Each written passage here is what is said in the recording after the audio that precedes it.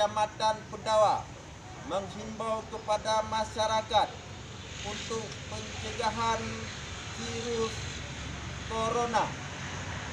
Pertama, sering cuci tangan pakai sabun.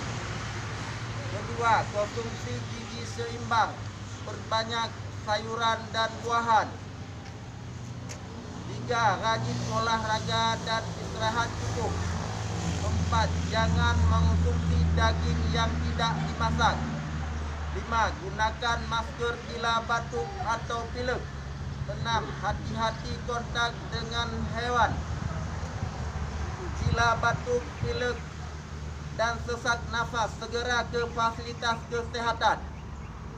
Hindari keramaian dan perkumpulan massa yang tidak mendesak dan tidak penting.